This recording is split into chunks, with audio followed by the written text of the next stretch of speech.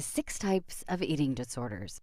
One of the most common misconceptions about eating disorders are that they only affect women. According to a survey conducted by Self Magazine and the University of North Carolina, 65% of American women between the ages of 25 and 45 have reported taking part in unhealthy eating behaviors. However, roughly 1 in 3 men are also affected by this deadly psychological disorder.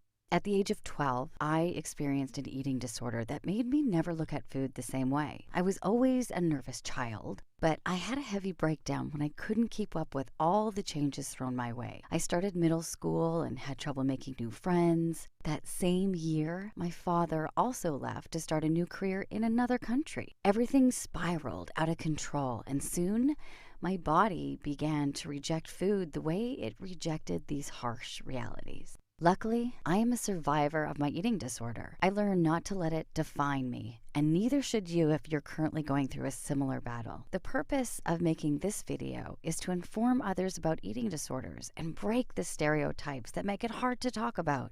Here are 6 types of eating disorders. 1. Avoidant or restrictive food intake disorder.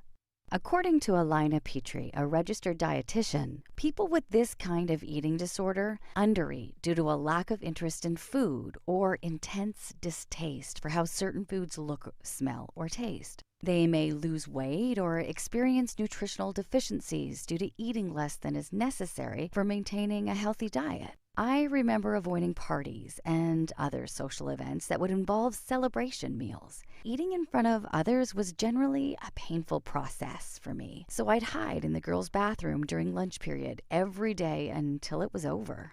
2. Anorexia nervosa. This is the type everyone usually first thinks of when they hear the term eating disorder. People with anorexia nervosa are obsessed with perfecting their body image. They like to remain in control by limiting the amount of calories they consume to achieve their ideal body shape. Even when they are severely underweight, people with this disorder have a hard time recognizing it. Driven by their obsessive-compulsive behaviors, they adapt distorted self-perceptions and have dangerously high expectations. 3. Bulimia nervosa. People with this type of eating disorder indulge in a large amount of food and make themselves purge shortly after. Purging gives them a sense of relief, and similarly to anorexia nervosa, this helps them feel like they're in control of their own bodies. It may be hard for others to spot those with bulimia nervosa because they might be able to maintain normal weight.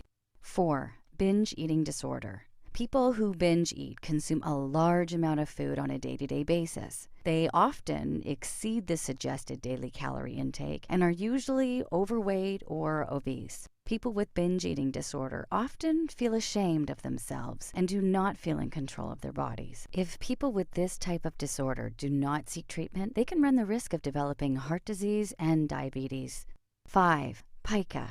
Pica is an eating disorder in which the individual consumes non-food items, such as rocks, paper, and hair. Although the causes of it are unknown, researchers hypothesize that it can be influenced by factors such as stress, developmental disorders, and low socioeconomic status. Most often, though, pica is reported alongside nutritional deficiencies. Like any consumption of non-food items, pica has the risk of infections and poisoning.